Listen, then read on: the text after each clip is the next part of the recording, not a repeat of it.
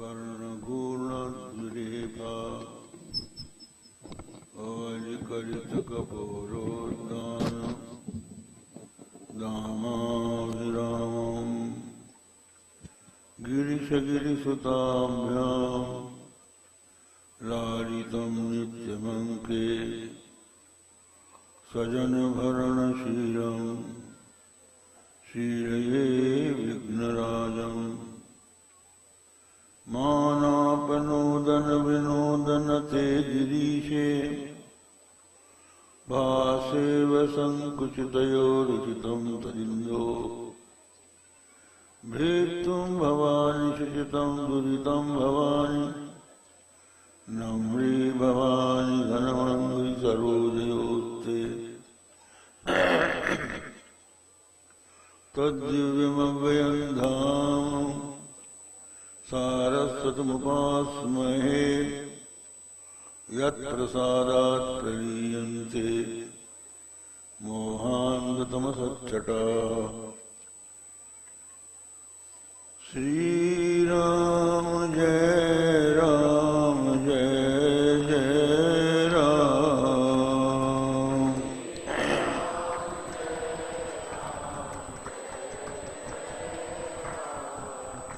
श्रीराम जय राम जय जय राम।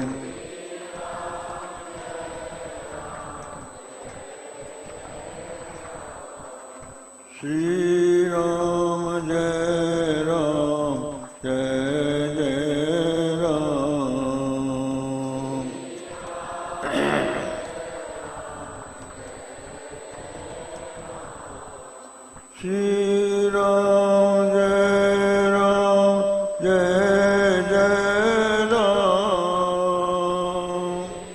जय राम। श्रीराम जय राम जय जय राम।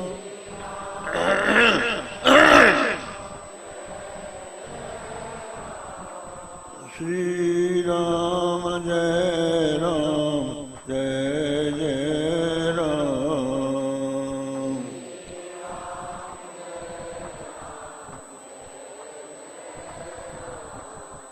श्रीराम जय राम जय जय राम।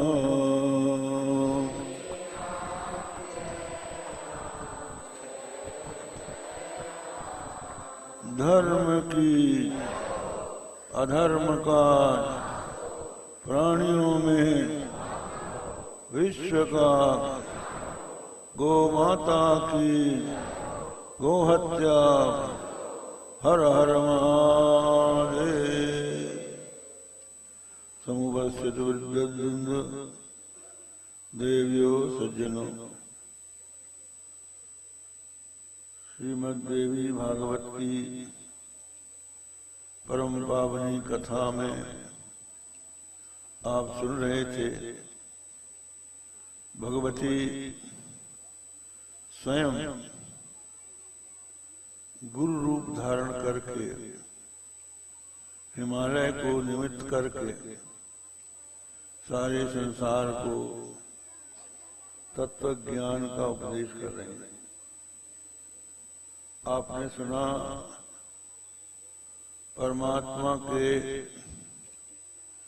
परब्रह्म परमात्मा के आश्रित एक माया शक्ति है। वो माया शक्ति न भाव रूपा है न अभाव रूपा है, न सती है न असती है न सदसती है, न भिन्ना है न अभिन्ना है न भिन्ना भिन्न है, भिन्ना है, अनिर्वचनीय। उस अनिर्वचनीय माया के सात्विक अंश के दो भाग हो जाते हैं।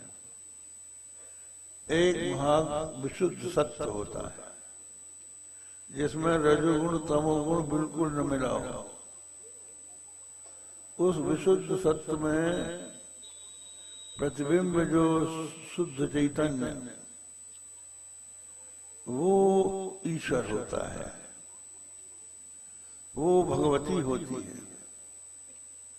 और जो मलिन सत्वगुण है जिसमें रजोगुण तमोगुण मिला हुआ है उसको अविद्या कहते हैं। उस अविद्या में जो प्रतिबिंबित चैतन्य है वो जीव कहलाता है। तो जीव और ईश्वर दोनों का जो आधार अधिष्ठान है वो एक ही। ये जो भेद है ये भेद उपाधिकृत है।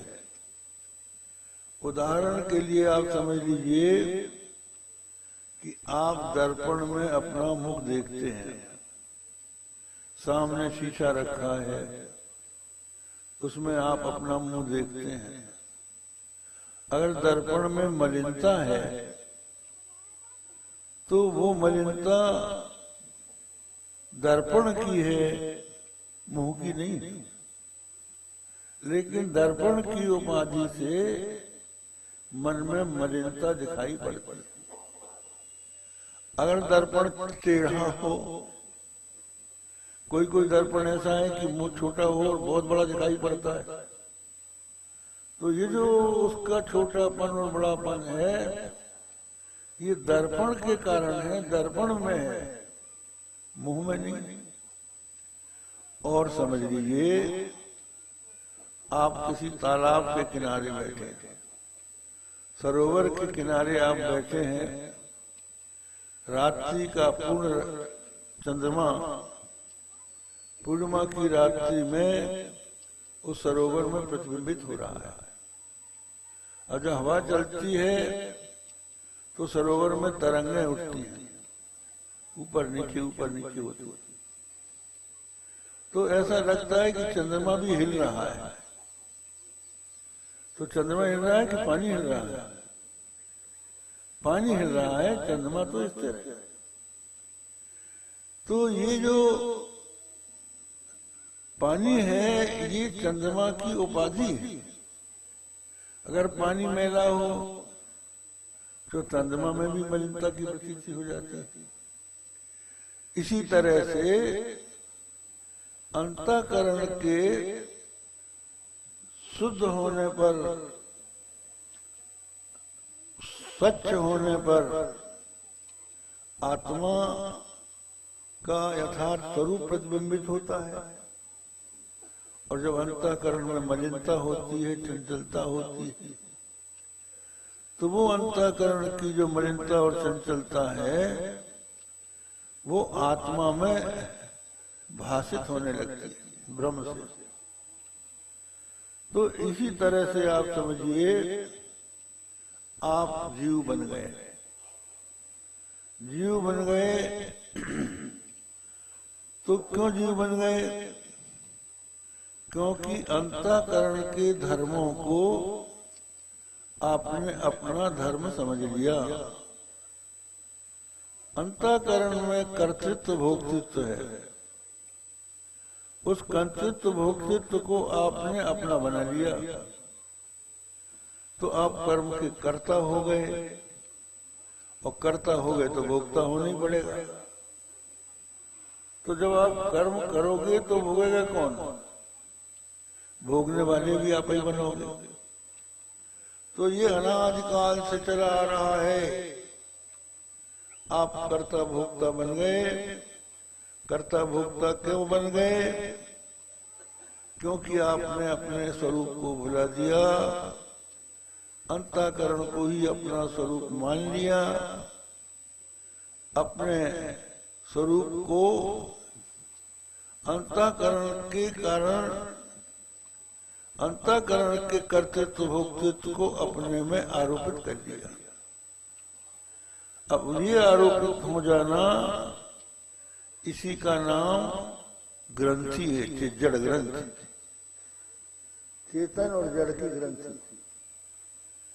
तो आप देखिए गोस्वामी तुलसीदास जी महाराज ज्ञान दीपक की कथा रामचरितमानस में सुनाते हैं। ईश्वर अंश जीव अविनाशी, चेतन अमल सहज सुख राशि। ये जो जीव है ईश्वर का अंश, अविनाशी है, चेतन अमल सहज सुख राशि। आप देखिए ईश्वर कौन है? ईश्वर है सच्चिदानंद, सत चित आनंद। सत माने जो तीनों काल में एक रस है, वो सत। और चित माने जो प्रकाशक स्वरूप हो, ज्ञान स्वरूप हो। और आनंद, तो सत चित आनंद तीनों को मिला देने पर बन जाता है सच्चिदानंद। तो परमात्मा सच्चिदानंद स्वरूप है।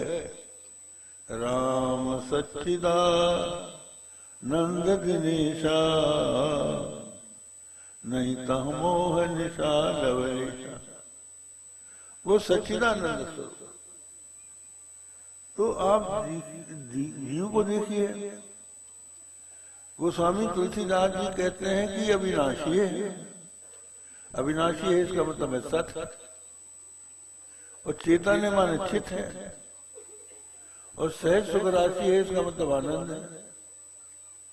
सहज सुख, दो तरह का सुख होता है। एक सुख होता है जो साधन सापेक्ष होता है। जैसे आपको रूप का सुख लेना है तो सुंदर रूप होना चाहिए सामने, आंख अच्छी होना चाहिए और मन प्रसन्न होना चाहिए, तब आप रूप का आनंद ले सकते हो। अगर आंख में मोतियाबिंद है, मन में कोई कष्ट है, तो रूप सामने आने पर भी उसका सुख नहीं ले सकते। इसी तरह से रस, अच्छी से अच्छी चीज आपके सामने हो, पहले भोजन आपका, आप भोजन का सुख लेना चाहते हैं ना, तो भोजन का सुख तब मिलेगा जब रसोई अच्छी बन के आएगी, और हमेशा बनती नहीं। कहते हैं राग रसोई पागड़ी, कभी कभी बन जाए। तो जब अच्छी बन जाती है तो स्वाद मिलता है, स्वाद मिलता है तो आप सुखी हो जाते हैं। और कहीं नमक ज्यादा हो गया, कम हो गया, अनहोनी हो गई, जल गई, तो क्या होगा? आपका सुख चौपट हो। आपके सुख का आधार उत्तम भोजन था। और यदि आपको कोई रोग हो गया, पेट में अजीर्ण है,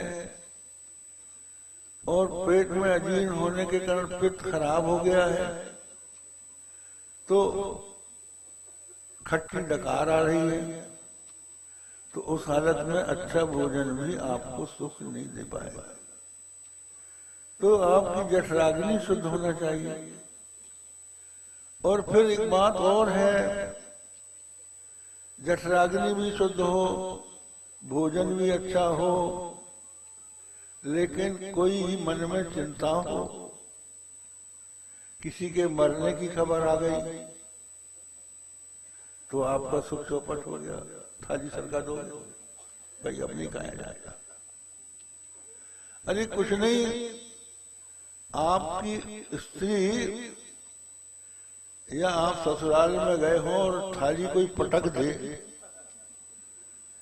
लो खाओ, प्रेम से अगर वो न बोले तो चौपट, तो खाने का आनंद खत्म। इसी तरह से रूप की बात हमने सुना दी, शब्द की बात सुना दी, कान की बात, आप गाना सुन रहे हैं, भजन सुन रहे हैं, हारमोनियम बज रहा है और कोई उस समय बेसुरा बोलने लग जाए तो खटक जाता है, फिर अच्छा नहीं लगता। और इसी तरह से मन शुद्ध प्रसन्न न हो तो कहाँ का गाना, कहाँ का बजाना, ये हालत है। अब जो लोग चुनाव हार गए हैं, अब वो जब बैठते हैं कथा सुनने में, उनकी वही जानते हैं हार गए। अरे नहीं, वो तो चुनाव हारे हैं, तुम भी हारते हो, मुकदमा लड़ते हो, उसमें आप हार जाते हो। ग्राम पंचायत, न्याय पंचायत का चुनाव लड़ते हो, उसमें हार जाते हो।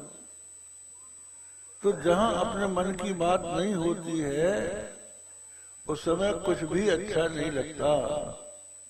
शब्द स्पर्श रूप रस गंध, ये सब जितने भी सुख हैं संसार के, ये साधन सापेक्ष, लेकिन जो परमात्मा के अनुभव का सुख है उसमें कोई साधन नहीं, सहज सुख रहता है, सहज ही सुख है। तो उसका उदाहरण आप देख लीजिए सहज सुख का, कि जब गाढ़ी नींद में आप सो जाते हैं तो उस समय न शब्द है, न स्पर्श है, न रूप है, न रस है, न गंध है, न आंख है, न कान है, न नाक है, न जीभ है, न त्वक है, अंतःकरण भी विलीन है। वहां आप सुख का अनुभव करते हैं और उठकर कहते हैं आज मैं ऐसा सुख से सोया कि कुछ पता ही न रहा। तो ये सुख किस साधन का था? ये सहज सुख,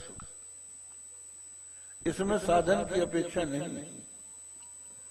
तो ये जो जीव है सहज सुख राशि, ईश्वर अंश जीवे अविनाशी, चेतन अमर सहज सुख राशि। तो भैया बात क्या है? हम जीव क्यों हैं? जब हम भी सच्चिदानंद हैं और भगवान भी सच्चिदानंद है, तो हम में और ईश्वर में, परमात्मा में कोई जब अंतर नहीं है तो हम फिर क्यों दुखी हैं? तो गोस्वामी तुलसीदास जी कहते हैं कि सो मायावश भयउ गोसाई, बधो कीर मरकट की नाई। वो जो जीव है माया के बस में हो गया। कैसे हो गया? क्या माया ने उसको पकड़ लिया? नहीं, बंधो कीर मरकट की नाई। कीर माने तोता और मरकट माने बंदर। तोते को पकड़ने के लिए बहेलिए एक रस्सी में बांस की पोंगरी पोके जंगल में जाते हैं और रस्सी के दोनों सिरों को खूंटी से बांध के खूंटी को जमीन में गाड़ देते हैं। एक व्यक्ति का अंतर ऊपर से नीचे से, और नीचे कुछ खाने की चीज बिखरा देते हैं। तो तोते उड़ के आते हैं उस खाने के लिए और वो पोंगरी में बैठ के खाना पसंद करते हैं।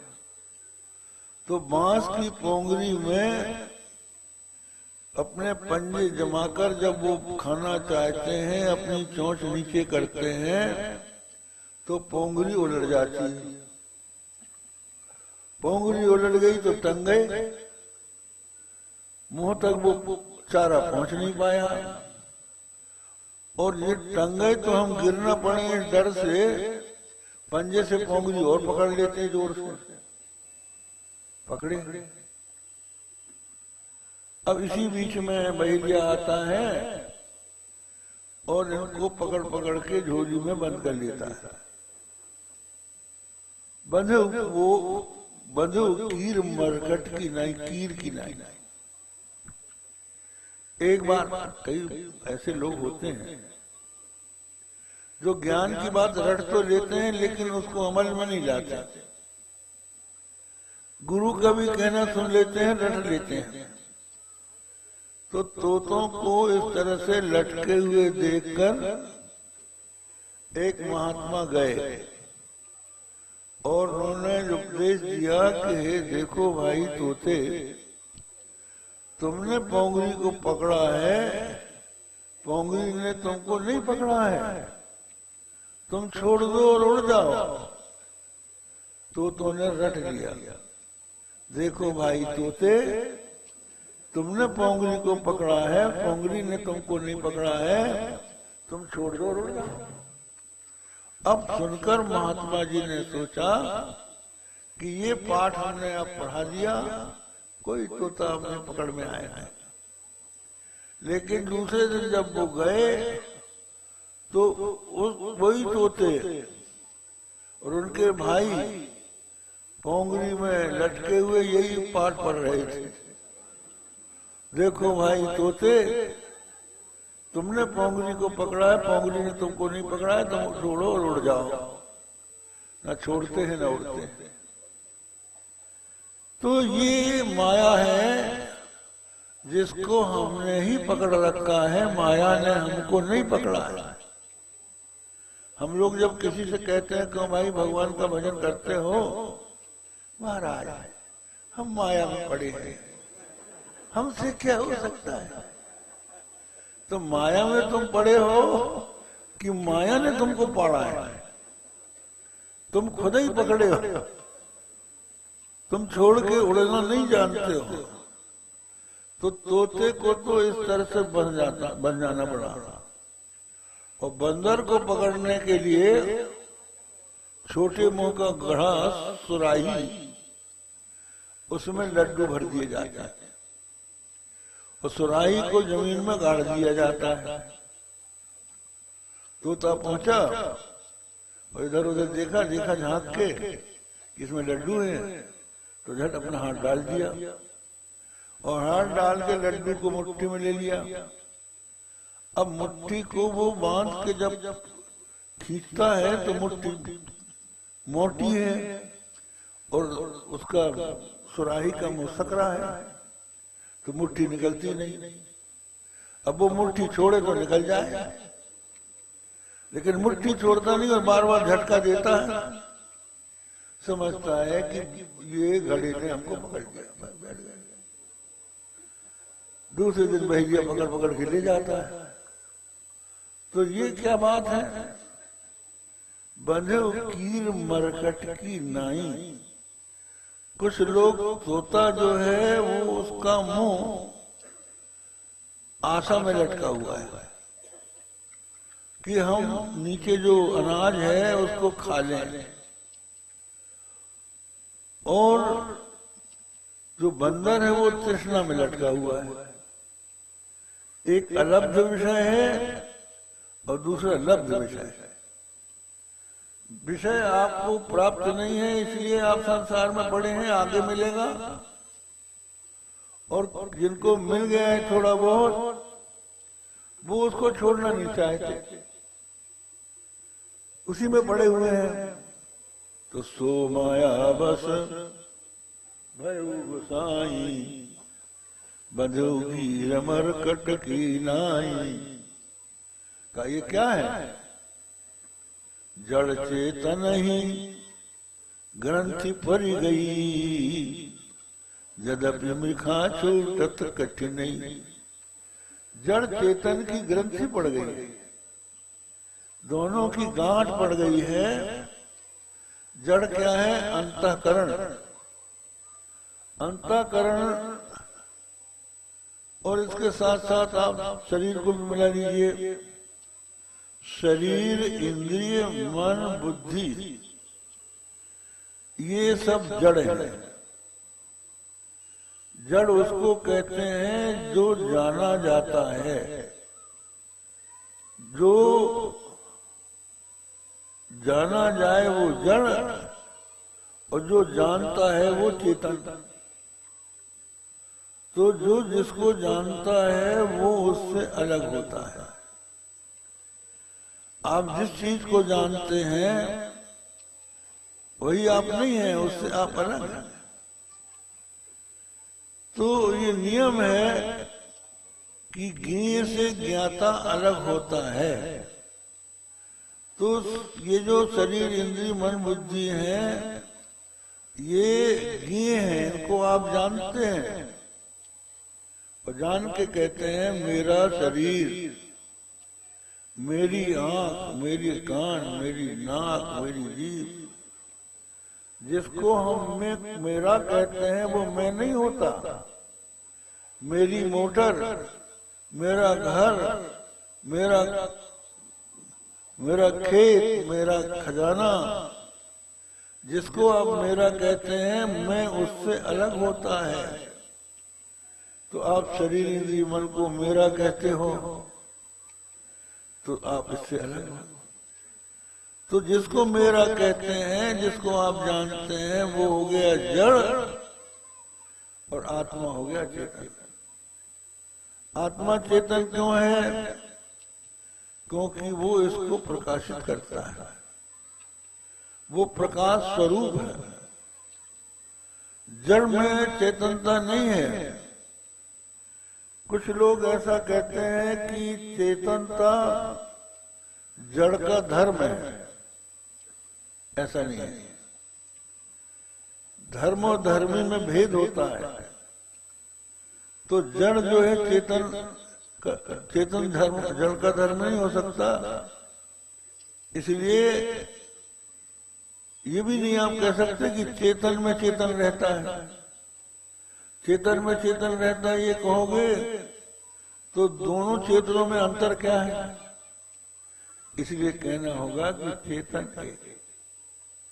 बहुत से लोग कहते हैं कि महाराज हमको आत्मा का दर्शन करा दो, आत्म साक्षात्कार करा दो, हम आत्मा को जानना चाहते हैं।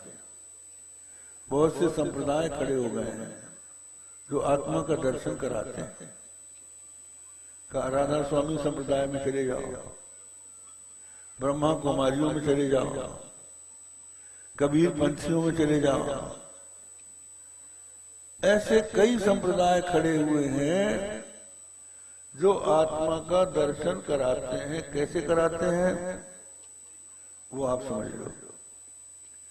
आपकी दोनों आंखों को दबाते हैं तो दोनों आंखों के बीच में भ्रूमध्य में प्रकाश दिखाई पड़ता है। कहते हैं ये जो प्रकाश दिखाई पड़ रहा है यही ज्योति है, यही आत्मा है। तो जिसको दिख गई कहने लगे बस हमको आत्म साक्षात्कार हो गया। लेकिन प्रश्न ये है कि कभी दिखती है कभी नहीं दिखती। तो जो चीज कभी दिखे कभी न दिखे वो प्रकाश नहीं है। प्रकाश जो है एक सा रहना चाहिए। सदा प्रकाश रूप दिन राती, नहीं कुछ चाहिए दिया तो बात। तो जो सदा प्रकाश स्वरूप हो, जो प्रकाश को जानने वाला हो, वो प्रकाश चाहिए। ज्योतिषामपि तद ज्योति ही तमसः परमुच्यते। जो ज्योतियों की भी ज्योति है, ज्योति को भी जो दिखाने जानने वाला है, वो ज्योति आप कैसे जानो? का हमको आत्मा दिख गई तो जो देखने वाला है वो आत्मा है कि नहीं है? तो जो दिखने वाली चीज है वो आत्मा नहीं है, वो अनात्मा है। जो देखने वाला है वो स्वयं प्रकाश है। जैसे दीपक, आप देखिए दीपक जो होता है उसको अपने प्रकाश के लिए किसी और की जरूरत नहीं है। न अपनी जरूरत है न किसी दूसरे प्रकाश की जरूरत है। दीपक प्रकाश स्वरूप है, इसी तरह से आत्मा प्रकाश स्वरूप है, उसको जानने के लिए न तो किसी अन्य आत्मा की जरूरत है न अपनी जरूरत है। वो स्वयं प्रकाश है, बस उसको जानने के लिए जो उसको आपने जड़ से मिला दिया है, इस जड़ को आत्मा से अलग कर दो। इसी को ग्रंथि कहते हैं। जड़ चेतन ही ग्रंथि परी गई, यद्यपि मृखा छूटत कठिन। ये ग्रंथि झूठी है, मृखा है, लेकिन छूटना कठिन है। भ्रम जो है बड़ा कठिन होता है, भ्रम जल्दी नहीं जाता है। आप देखिए जीव की क्या दशा है। गाड़ी चल रही है, बैलगाड़ी, और उसके नीचे चल रहा है कुत्ता। वो कुत्ता समझता है कि गाड़ी हम चला रहे हैं, तो गाड़ी वो नहीं चला रहा है, वो खुद चल रहा है। अपने चलने को गाड़ी को चलाना समझता है। इसी तरह से आत्मा अपने आप को भूल जाने के कारण अंतःकरण के गुणधर्मों को अपने में आरोपित कर लेता है। तो दूसरे के धर्म को अपने में आरोपित कर लेने का नाम ही ग्रंथि है। तो अंतःकरण को आत्मा से या आत्मा को अंतःकरण से किसी ने बांधा नहीं है, वो मान बैठा है। ये मान बैठना जो है, इसका नाम है अज्ञान। अज्ञान को अगर आप दूर करना चाहते हैं तो वो कर्म से नहीं दूर होगा, वो ज्ञान से दूर होगा। इसलिए सूरदास जी ने उदाहरण दिया है, अपुन पो आपन ही विसर्यो।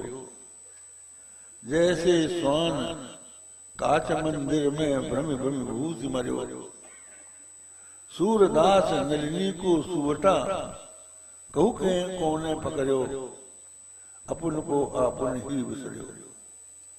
अपने आप को आप भूल गए।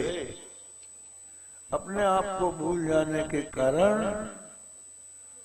आपने अपने सामने जो अंतःकरण इंद्रिय मन बुद्धि थे, इनको अपना आत्मा मान लिया। आत्मा मान के आप दुखी हो रहे हैं। तो बुद्धिमानी की बात यह है कि इसको अपने से अलग कर दो। जड़ चेतन की ग्रंथि तब दूर होगी जब आत्मा को जड़ से आप पृथक समझ लेंगे। तो इसके लिए विवेक की आवश्यकता है। आत्मा अनात्मा का विवेक ये करना पड़ता है। तो ये जो अंतःकरण है, अंतःकरण सूक्ष्म शरीर है, शरीर स्थूल शरीर है, और अज्ञान कारण शरीर है। ये तीन शरीर हैं, और ये तीन शरीर जो है, स्थूल शरीर की प्रधानता जागृत अवस्था में रहती है, सूक्ष्म शरीर की प्रधानता स्वप्नावस्था में रहती है, कारण शरीर की प्रधानता सुषुप्ति अवस्था में रहती है, लेकिन आत्मा तीनों अवस्थाओं में रहता है। वो जागृत को भी तुम जानते हो, स्वप्न को भी जानते हो, और सुषुप्ति को भी जानते हो। हम जब आत्मा शब्द का उच्चारण कर रहे हैं तो वो आप समझिए मैं जागृत में संसार को देखता हूँ, स्वप्न में भी स्वप्न को देखता हूँ, सुषुप्ति में निद्रा का अनुभव करता हूँ, लेकिन मैं तीनों अवस्थाओं में रहता हूँ। और ये तीन अवस्था कभी रहती हैं, कभी नहीं रहती हैं। ये विचार के द्वारा समझ लिया जाए। तीन अवस्था, तीन गुण, पंचकोश त्रय देह, निर्भय अनिते भिन्न तू घट घट दृष्टा है। निर्भय विलास में कहा गया। तीन अवस्था माने जागृत, स्वप्न, सुषुप्ति। तीन गुण, सत्गुण, रजोगुण, तमोगुण। जागृत में सत्गुण, स्वप्न में रजोगुण और सुषुप्ति में तमोगुण। और 5 कोष, पंचकोश का वर्णन आता है उपनिषदों में। इस स्थूल शरीर को अन्नमय कोश कहते हैं। हमारा जो आपका शरीर है ये अन्नमय कोश। माता पिता ने अन्न खाया, दाल भात रोटी सब्जी खाई, उससे रस रक्त बना, वीर्य बना। माता ने खाया, उसका रज बना। माता और पिता का रजवीर्य मिला तो एक छोटा सा सरसों के दाने के बराबर एक पिंड बन गया मांस का।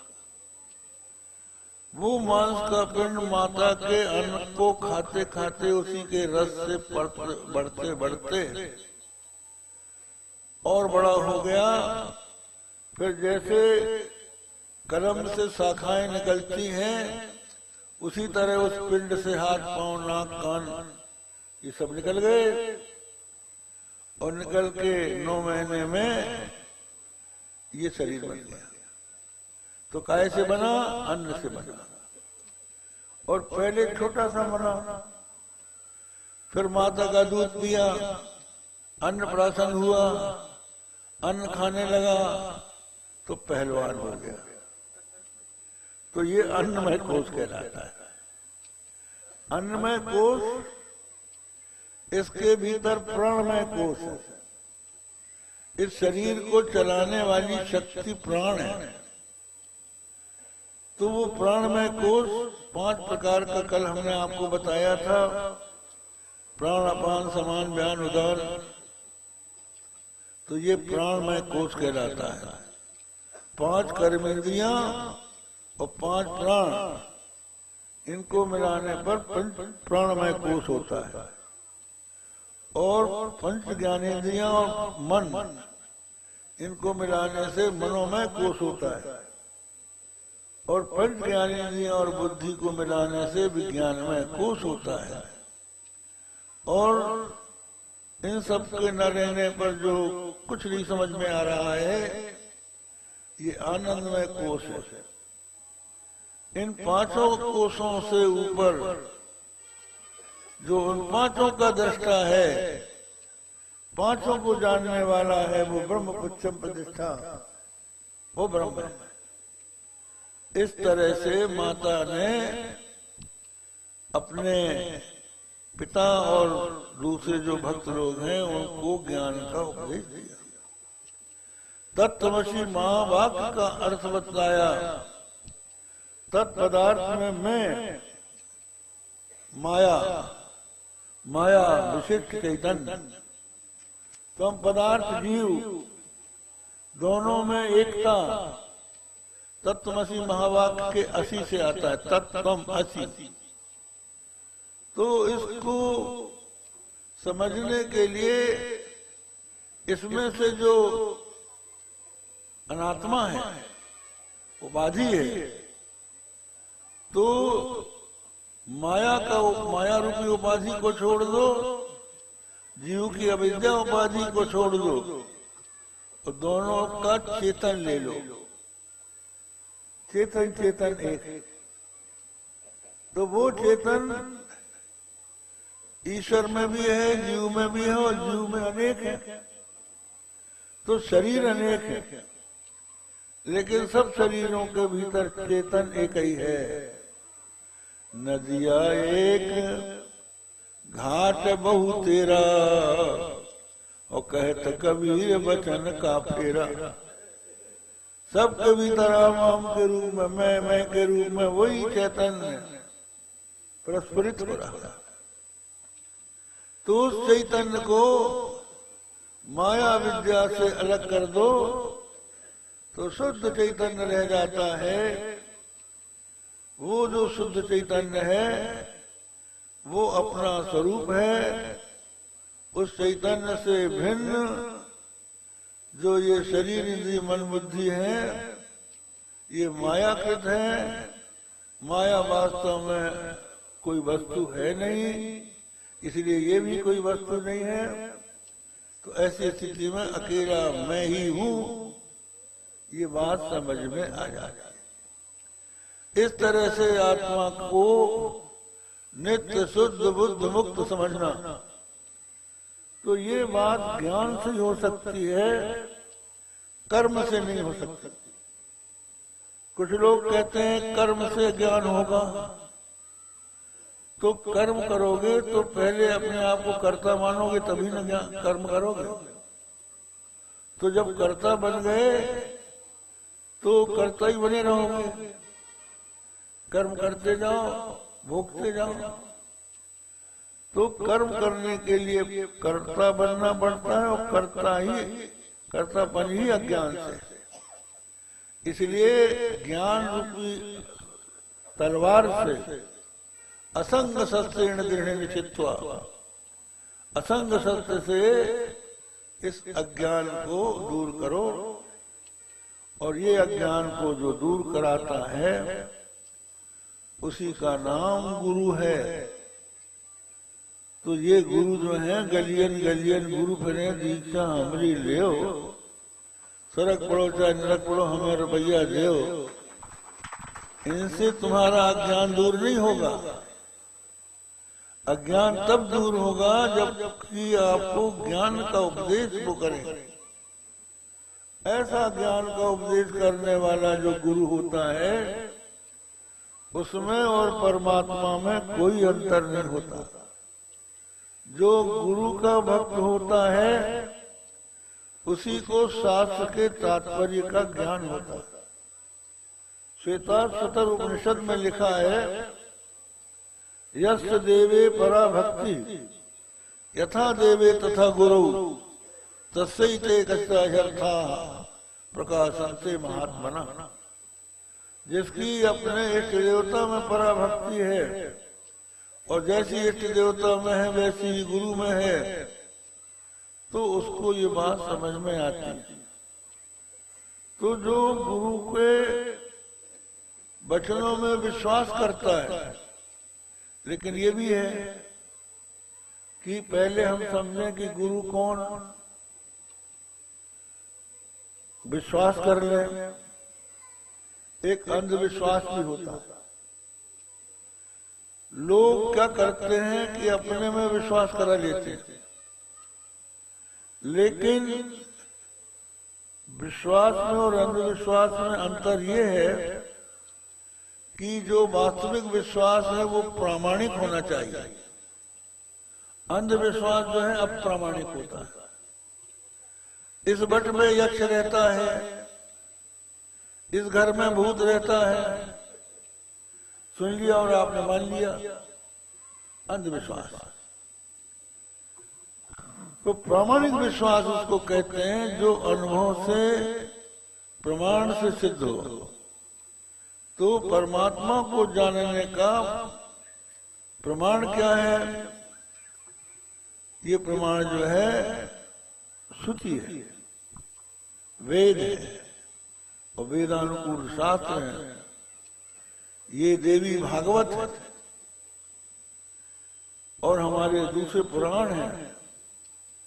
इनमें जो बात बताई गई है वो प्रामाणिक है। और इनसे जो इतर जो लोग बोलते हैं और कहते हैं हम अपना ज्ञान का बता रहे हैं, हमारे पास शास्त्र नहीं, हम खुद ही जानता है, तो समझ लो कि ये पाखंडी है, ये सुनी सुनाई बात कह रहा है, यह मनगढ़ंत बात कह रहा है। जो शास्त्र सम्मत हो वो मानना चाहिए। श्राव्यम सदा किम गुरु वेद वाक्यम। भगवान शंकराचार्य से जब पूछा गया कि क्या सुनना चाहिए, कहा गुरु वेद वाक्यम, वेदानुकूलम गुरु वाक्यम श्राव्यम। वेद के अनुकूल जो गुरु के वचन हैं वो सुनना चाहिए। तो जो वेद को जानने वाला हो वही तो वेदानुकूल बोलेगा। एक व्यक्ति जा रहा था कहीं, रास्ते में एक नदी पड़ी, नदी में पानी बह रहा था। उसने सोचा कि हम इसको पार कैसे करें। तो वहां एक अंधा बैठा था, वो बोला कि मेरे पीछे चलो, मैं नदी के उस पार पहुंचा दूंगा।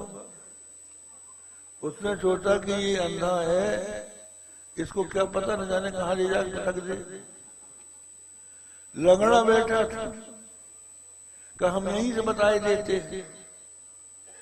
तो उसने सोचा कि जब ये लंगड़ा है तो इसने कभी पार किया नहीं, जब पार नहीं किया है तो हमको कैसे बताएगा कहाँ गहरा कहाँ उतरा। तो उसने उनकी बात नहीं मानी। जब आंख और पैर दोनों से साबित आदमी आया, उसने कहा हम तुमको पार कराते हैं, तो वो उसके पीछे गए। तो जो शास्त्र को नहीं जानता वो अंधा, और जो ब्रह्म का अनुभवी नहीं है वो लंगड़ा। तो जो शास्त्र को जानने वाला है वो श्रोत्री, और जो ब्रह्म का अनुभव करने वाला है वो ब्रह्मनिष्ठ। ऐसे श्रोत्री ब्रह्मनिष्ठ सद्गुरु से ही ज्ञान की प्राप्ति होती है। भगवत गीता में भगवान श्री कृष्ण बोले, अर्जुन तद्विद्य प्रणिपातेन परिप्रश्नेन सेवया उपदेक्ष्यन्ति ते ज्ञानम ज्ञानिनः तत्त्वदर्शिनः। हे अर्जुन, तू तत्वदर्शी ज्ञानी के पास जा। केवल तत्वदर्शी नहीं कहा, ज्ञानी कहा। तत्वदर्शी का मतलब अनुभवी, और ज्ञानी का मतलब है श्रुति को जानने वाला। प्रमाण और प्रमेय दोनों का जिसको अनुभव हो, प्रमाण श्रुति और ब्रह्म प्रमेय दोनों का जिसको अनुभव हो, वो सद्गुरु होता है। ये गीता में भगवान ने बताया। तो ऐसे सद्गुरु की शरण में जाना चाहिए। तो ये गुरु की शरणागति कब होती? जब मनुष्य का कर्म और उपासना से चित्त शुद्ध हो जाता है। इसके लिए साधनों की आवश्यकता पहले पड़ती है।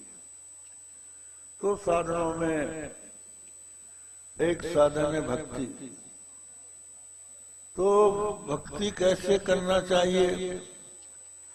तो आपने श्रीमद् भागवत में सुना होगा, वही बात यहाँ भी है।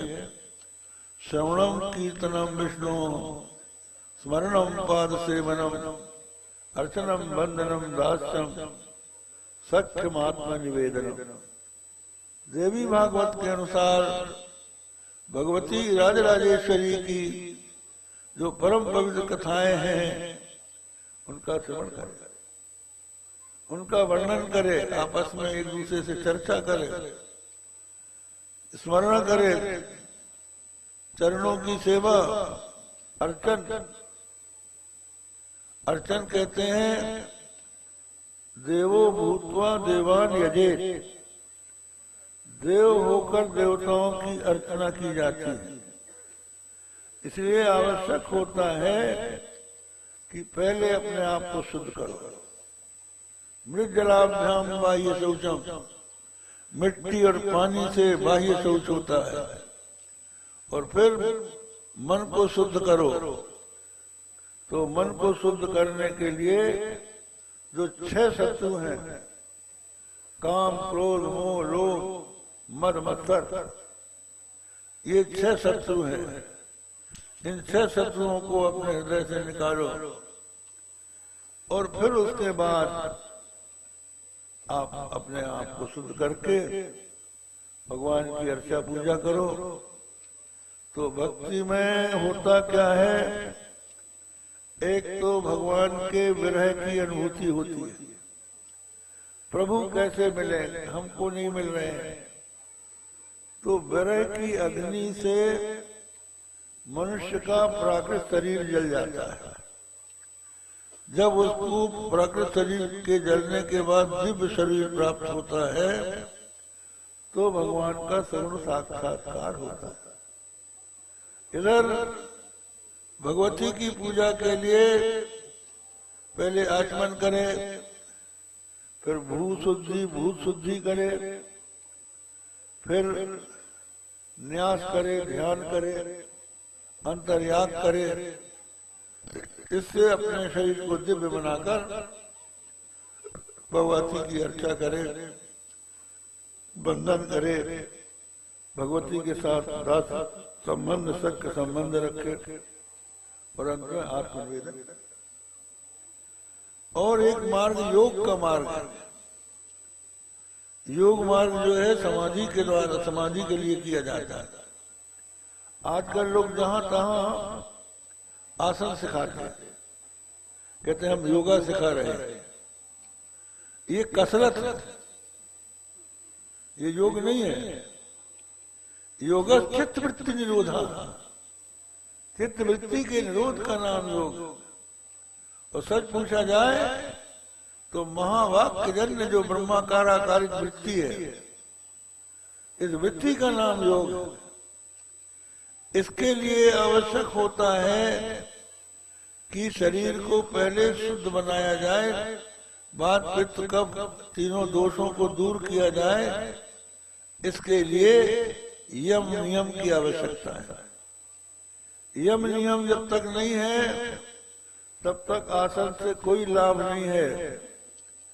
जब आप सिगरेट पी रहे हो, शराब पी रहे हो, नशा कर रहे हो, तो आपके आसन करने का कोई मतलब नहीं।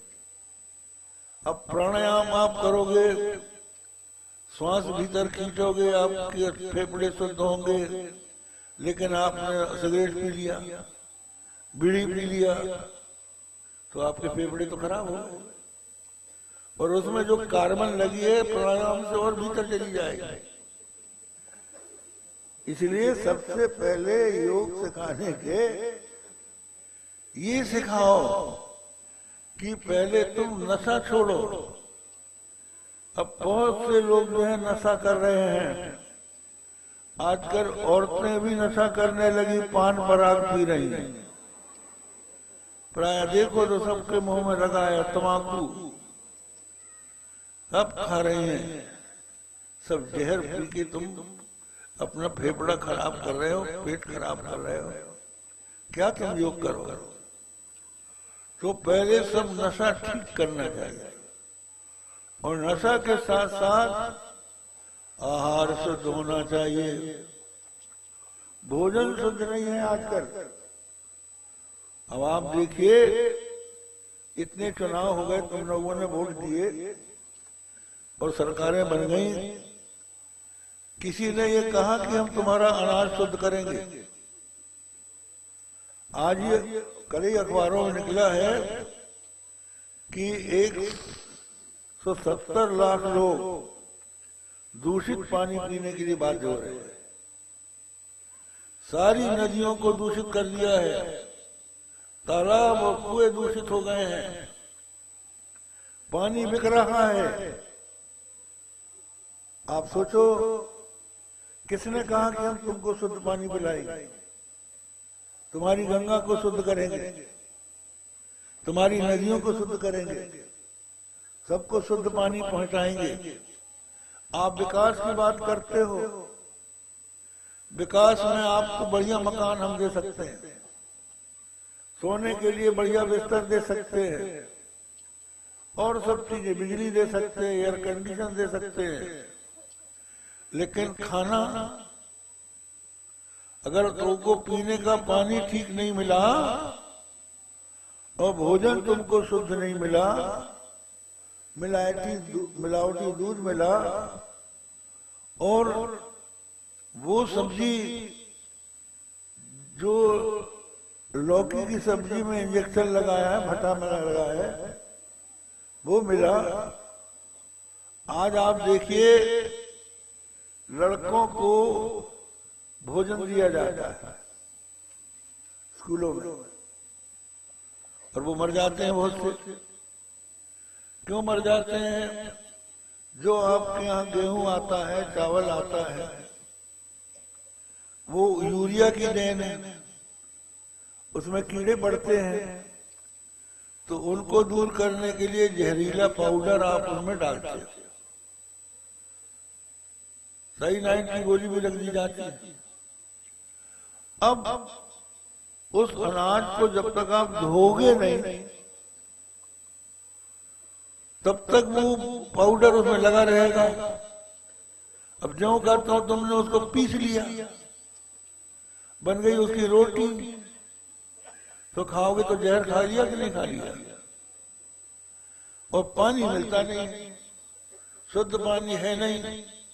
शहरों में आप देखो, कारपोरेशन गर्मी के दिनों नल बंद कर देते हैं, 7-7 दिन के बाद पानी आता है। कहाँ हम गेहूं धो लें, काय में धो लें? तो न अनाज शुद्ध है, न साग सब्जी शुद्ध है, न दूध शुद्ध है, न मिठाई शुद्ध है, और न पानी शुद्ध है। वो कहा हम विकास कर रहे हैं, काय का विकास कर रहे हो तुम? तो ये कोई सरकार नहीं कह रही है, किसी पार्टी की नहीं कह रही। तो सबसे पहले जनता को ये देखना चाहिए अपना शुद्ध भोजन, शुद्ध पानी। और अगर आपको योगाभ्यास करना है तो गाय के गोबर से बने हुए अनाज, पैदा किए अनाज, सब्जी खाइए, और शुद्ध दूध पीना हो तो बनावटी दूध मत पीजिए। इसके लिए गाय पालिए, और गाय को चारा चरा के उसका दूध दो के पीजिए, तो आपका शरीर शुद्ध रहेगा। अब देखिए, पुराने लोग सैकड़ों वर्ष जीते थे और अच्छी तरह से रहते थे। आज जवान लोगों की कमर झुक गई, बुरी हालत हो रही है, क्योंकि खाना कहाँ मिल रहा है। तुम जो रेल में जाकर भोजन करते हो थाली का, उसमें जितना जूठन होता है वो सब उसी में डाल देते हैं। दाल अगर बच गई तो उसी में डाल देंगे, चावल बच गया तो उसी में चावल में डाल देंगे, फिर तुमको परोस देंगे। तो रेल में तुम ये खा रहे हो, होटल में ये खा रहे हो, तुम्हें हाथ से बनाने में अब आलस्य आ रहा है। इसलिए जो है वो सोचती है कि कौन गड़बड़ करे, चलो पति कहते हैं आज होटल ही में खा लें। उन्हें भोजन बनाने में दिक्कत हो रही, और बनाए कब? दोनों नौकरी कर रहे हैं, दोनों को फुर्सत नहीं है। और बच्चे जो हैं उनके लिए समय माँ बाप निकाल नहीं रहे हैं, और उनको बेचारों को माँ जो है अपनी हमारी जवानी न चली जाए, दूध नहीं पिला रही है। इसलिए किसी कवि ने कहा है कि दूध तो डिब्बों का है, तालीम है सरकार की। कहते हैं जिसमें कहां से आए माँ बाप के प्यार की, दूध तो डिब्बों का है, तालीम है सरकार की। ये हालत हो रही है। तो भारत के लोगों को ये बात समझनी है, और ये देवताओं को समझाना है। कोई भी नेता तुम्हारे पास पैसा लेके आए, शराब लेके आए, बिल्कुल अस्वीकार कर दो, और ये पूछो कि तुम हमें अन्न शुद्ध दोगे कि नहीं, हमारा जल शुद्ध होगा कि नहीं। अगर वो नहीं है तो हमारा आपसे कोई लेन देन नहीं। और फिर अपना आचार विचार आप शुद्ध रखें, तो फिर आसन होगी। आसन के बाद 4 आसन मुख्य हैं: सुखासन, स्वस्तिकासन, भद्रासन, पद्मासन। फिर प्राणायाम। प्राणायाम में 3 नाड़ियां हैं, इड़ा, पिंगला और सुषुम्ना। तो इड़ा नाड़ी जो है वो जब बायां नासिका से सांस चलती है, इड़ा नाड़ी चलती है। दाहिनी नासिका से जब सांस चलती है पिंगला, और दोनों से चलती है तो सुषुम्ना। तो सुषुम्ना नाड़ी जो है उसको चलाना। फिर योगाभ्यास करने के लिए प्राणायाम पूरक, कुंभक, रेचक। श्वास खींचने को पूरक कहते हैं, रोकने को कुंभक कहते हैं, छोड़ने को रेचक कहते हैं। तो ये मात्रा से किया जाता है। एक होता है मंत्र सहित, एक होता मंत्र रहित। तो मंत्र के साथ श्वास खींचना पूरक, मंत्र पढ़ के रोकना और मंत्र पढ़ के छोड़ना। 1 4 2, 1 4 2, 1 से खींचो, 4 से रोको, 2 से छोड़ो। और बढ़ते बढ़ते 12 से खींचो, 48 से रोको, 24 से छोड़ो। और फिर 16 से खींचो, 16 मात्रा से खींचो, 64 तक रोको, 32 से धीरे धीरे छोड़ो। एकदम से मत छोड़ो। ये प्राणायाम कहलाता है। प्राणायाम के द्वारा अपनी श्वास को अपने बस में करके स्थिर हो जाना, इसका नाम धारणा। फिर उसके बाद भगवान के किसी सगुण साकार स्वरूप का ध्यान, जगदम्बा का ध्यान, राजराजेश्वरी माता की मूर्ति को अपने हृदय में लाओ, उनका मंत्र जपो। ये ध्यान हो गया। ध्यान करते करते ध्याता ध्यान की विस्मृति हो जाए, केवल ध्येय रह जाए ध्यान, और ध्येय भी न रहे, केवल आत्मा रह जाए, वो समझ। इस तरह से प्राणायाम करना चाहिए। एक और तरीका है, वो ये है कि हमारे जो शरीर है उसमें 7 चक्र हैं। मूलाधार, स्वाधिष्ठान, मणिपुर, अनाहत, विशुद्ध, आज्ञा और सहस्रार। तो मूलाधार जो है, ये जहां हमारी रीढ़ की हड्डी है उसके सामने मूलाधार।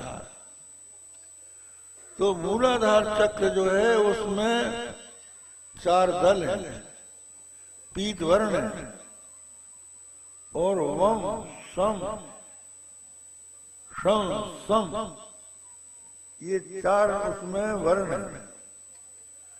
तो मूलाधार में एक ज्योतिर्लिंग है, उस ज्योतिर्लिंग के ऊपर सुषुम्ना नाड़ी मालाकार लटकी हुई है, और उसका मुंह शिवलिंग के ऊपर है। तो एक कुंडलिनी शक्ति है जो भगवती का रूप है, वो शिवलिंग को 3.5 फेरा लपेट के उसका मुंह अपने फन से ढक के सोई। तो जो योगी है वो उस कुंडलिनी को जगाता है, सोती नागिन को जगाता है। निरंजन वन में साधु अकेला रमता है, किसी गुफा में निर्जन स्थान में बैठ के ये साधना की जाती है। कुंडलिनी शक्ति को जागृत करने पर जब उसका मुंह ऊपर उठता है तो सुषुम्ना का मुंह खुल जाता है, उसमें से प्राण का जब प्रवेश होने लगता है तो वो कुंडलिनी शक्ति भी उसके साथ ऊपर चलती है। फिर वो वहां से स्वाधिष्ठान चक्र में आती है। स्वाधिष्ठान चक्र में 6 दल है, बा से लेके ला तक बल। फिर उसके बाद मणिपुर चक्र में आती है, वहां 10 दल हैं, डा से लेके फा तक। उसके बाद अनाहत चक्र है हृदय में, वहां कुंडलिनी शक्ति सुषुम्ना के रास्ते से आती है, वहां पर अनाहत चक्र है, का से लेके ठा तक वहां वर्ण है, नील वर्ण है। फिर विशुद्ध चक्र में आती है, आ से लेके अम से लेके आ तक, ये उसमें वर्ण है और धूम वर्ण है। फिर मस्तक में आती है, उसमें 2 वर्ण हम क्षम, ये आज्ञा चक्र है, इसमें मनस तत्व है। इसके आगे सब चक्रों को पार करके कुंडलनी सहस्रार में जो परम शिव है उसके साथ मिलती है। तो कहते हैं ये कुंडलनी परम शिव से मिलाई जाए, ये एक योग की रीति है। मीरा भक्त हो गई है, वो योगिनी भी थी। वो कहती है हेरी में तो प्रेम दीवानी मेरा, दर्द न जाने कोई, गगन मंडल में सेज पिया की, किस विध मिलना होए, सूली ऊपर सेज पिया की, किस विध सोना होए, हेरी में तो प्रेम दीवानी मेरा, दर्द न जाने कोई। तो ये प्रेम की दीवानी मेरा कौन है? ये कुंडली शक्ति, ये अपने परम शिव से मिलना चाहती है, तो उसको परम शिव से मिला देना। वो जाके परम शिव में जाती है, मिलती है। फिर वहां से जो अमृत चंद्र मंडल है, वहां से अमृत का स्राव होता है। उसका स्वाद लेकर योगी आनंद का अनुभव करता है। इस तरह का अभ्यास करते करते कुंडलिनी जागृत हो जाती है। पहले भावना होती है, भावना के बाद वो जागृत हो जाती है। फिर योगी अपनी इच्छा से कुंडलिनी को ऊपर ले जाता है, और जब इच्छा होती है नीचे ले जाता है। तो ऊपर जाता है तो समाधि में रहता है, नीचे आती तो व्यवहार करता है। और फिर वो श्रोत्रिय ब्रह्मनिष्ठ सदगुरु की शरण में जाके बिना ज्ञान के मोक्ष नहीं होगा, और गुरु की भक्ति से मनुष्य को ज्ञान की प्राप्ति होगी। देवी भगवती कहती हैं कि जिसके हृदय में ब्रह्म ज्ञान है वो मेरा स्वरूप है, उसकी पूजा से सबकी पूजा हो जाती है, और मैं उन्हीं के पास रहती हूँ। इस तरह से जगदम्बा ने अपने भक्तों को ज्ञान का उपदेश दिया है। और फिर ये देवी भागवत है, परम पवित्र पुराण है। राजराजेश्वरी माता त्रिपुर सुंदरी का यहाँ पर भुवनेश्वरी के रूप में वर्णन। ये कामेश्वरांक निलया है, मणिद्वीप निवासिनी है। वो कहते हैं अगर तुमको ज्ञान नहीं हुआ, मेरी उपासना करते रहे, तो तुम मरने के बाद मणिद्वीप में जाओ। और यहाँ पर बताया कि जैसे वेदों में ओंकार है, ऐसे देवी भागवत में ह्रींकार है। ह्रीं ये मंत्र जो है ये शक्ति प्रणव है। इस प्रणव का अभ्यास करते हुए ह्रीं ह्रीं का जप करे कोई, तो वो मणिद्वीप में जाकर भगवती के धाम में निवास करता है, और उन्हीं की कृपा से इसको ब्रह्म ज्ञान होके मोक्ष हो जाता है। और इतना ही कहकर परिसमाप्त करते हैं। हरि कथा हरि अनंत, हरि कथा अनंता। भगवती की जो कथा है वो अनंत है, उसका कौन पार कर सकता है। तो संक्षेप में हम लोगों ने सुनाया। शास्त्री जी ने बहुत परिश्रम किया और श्रीमद् भागवत का पूरा पारायण किया। यहाँ विद्वान बैठे हैं, पंडित लोग बैठे हैं, इन्होंने पाठ किया। पाठ करके इन्होंने क्षेत्र को शुद्ध कर दिया, अपने हृदय को शुद्ध बना लिया, और जिनका द्रव्य इनको दक्षिणा में लगेगा उनका द्रव्य सार्थक हो जाएगा। धन किस काम का? जब धर्म में न लगा तो किसके साथ जाएगा? सब कुछ यहीं रह जाएगा। इसलिए अपना कुछ भी हो, जो भगवान के भक्त हैं, ब्राह्मण हैं, उनको अर्पण करना चाहिए। दीन दुखियों को दान देना चाहिए। लिखा है कि गेयम गीता नाम सहस्त्रम, देयम श्रीपति रूप मजस्त्रम, नेयम सज्जन संगे चित्तम, देयम दीन जनाय चरितम। जो गरीब हैं, दीन दुखी है, उनको दीजिए, ब्राह्मणों को दक्षिणा दीजिए, और जो गरीब हैं उनके ऊपर अनुग्रह कीजिए, उनको भी सुखी बनाइए, अपने भी सुखी रहिए। जो दूसरों के सुख में सुखी होता है उसी से भगवान का प्रेम होता है। श्री राम जय राम जय जय राम।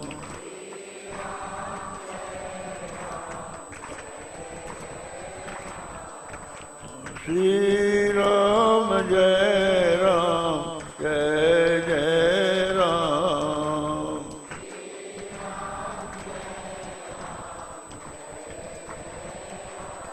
वासुदेव कथा प्रश्न पुरुषार्थीन पुराटी भक्तारम वृक्षकम श्रोते तत्पाद शरीरम यथा। भगवान की या भगवती की जो कथा है वो 3 पुरुषों को पवित्र करती है। जो वक्ता है, जो कथा कराता है, यजमान बनता है, वो पवित्र होता है। जो वक्ता है वो पवित्र होता है, और जो सुनते हैं वो पवित्र हो जाते हैं। प्यारे जरा तो मन में विचारो,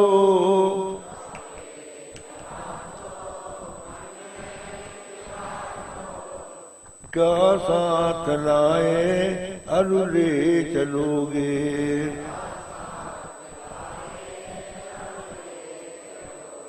जाता सदा साथ यही पुकारो, जाता सदा साथ यही पुकारो।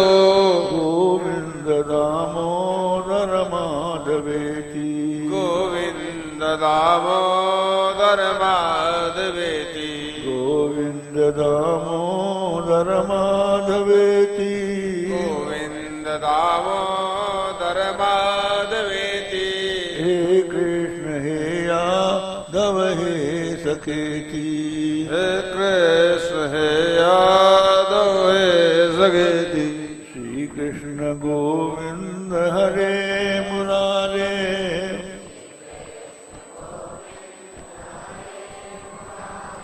हे नाथ नारायण वासुदेव।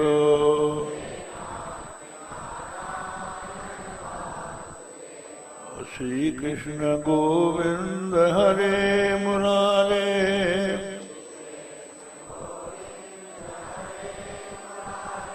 हे नाथ नारायण वासुदेव।